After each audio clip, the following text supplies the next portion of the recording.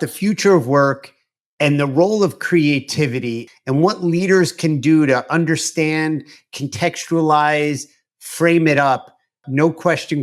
Help me land the plane. What do you say? What do you say? What do you say to that? Well, you started by talking about this romance that we've built out about who gets to be creative, which is really that's really whack in my perspective, because you're just trying to give yourself or your team a pass to not do the hard, rigorous work that creativity requires. There's a phrase that I created, which is it's kind of this corollary statement, which is that wonder is found in the midst of rigor, and rigor cannot be sustained without wonder. So what I mean by that, when I say Mm, wonder is found in the midst of rigor, for me, rigor is having to file my taxes, which is why I have a tax accountant. Or rigor right. is I just got chills off of that. I don't know if I'm a wonder nerd or something like that. I just got chills off that. okay, I'm different. Or having to feel like a fill out a cumbersome Excel sheet. That's rigor for me. But in the midst of getting into the weeds and the detail and the minutia, how often, whatever your example of rigor is, how often in the midst of the rigor does this aha moment Yeah. emerge for you? That's what I mean when I say wonder is found in the midst of rigor. And the corollary to that is that rigor cannot be sustained without wonder. You will burn out if you do not design space and time for the wonder. So both are really essential. This actually is a nice segue, thank you very much, into the topic of my next book. I have a new book coming out on September 2nd, 2025. It's called Move, Think, Rest, Redefining Productivity and Our Relationship with Time. And my perspective is that the future of work will be one that, first of all, hybrid work will just become work. We won't even look at it as hybrid work.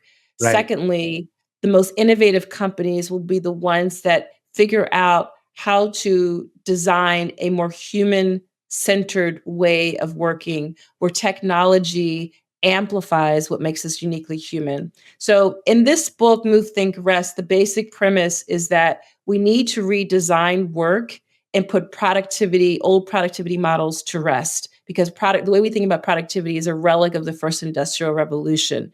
And that's just not the way work happens anymore. And the reason why we need to redesign work, there's three basic drivers. Number one, unprecedented burnout. People are dying a slow death at work. So something's got to give. Number two, new rules for remote work. Right now, this tends to be a generational divide.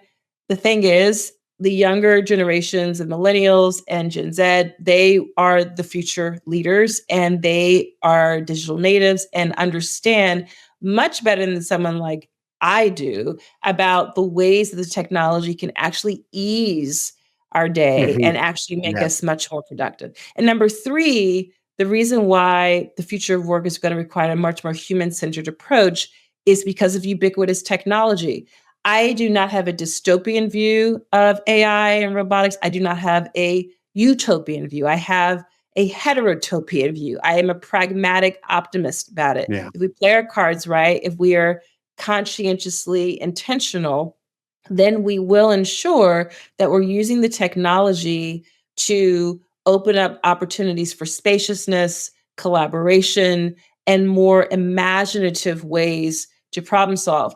There's a section in the first chapter of Move, Think, Rest where I'm essentially saying we've been calling this a tech revolution. It's actually a human revolution. We've been going about this all the wrong way. The reason why it's actually a Mm. human revolution and not a technology revolution is because, let's say you use ChatGPT to help you jumpstart a couple of a draft of I keep saying going back to marketing strategy examples, but let's say it's a marketing plan.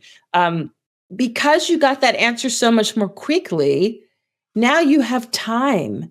Now you have time to dream up new ways to approach this marketing strategy. Now you have time to maybe meet up in person with not someone from your team, but someone with a neighbor, or with a associate or a friend, to have a conversation that's seemingly unrelated to the work at hand. When you return to the work at hand, that conversation has sparked new sorts of ideas. So the future of work is one where movement, thought, and I don't just mean cognition and rational thought. When I talk about thought, I mean dreaming, I mean Yeah. inspiration, reflection.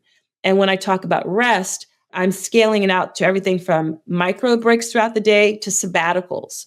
So understanding how to integrate movement, thought, and rest in a much more human-centered way is going to be key to working in a healthy and sustainable way in the future Yeah. with technology as our co-creator.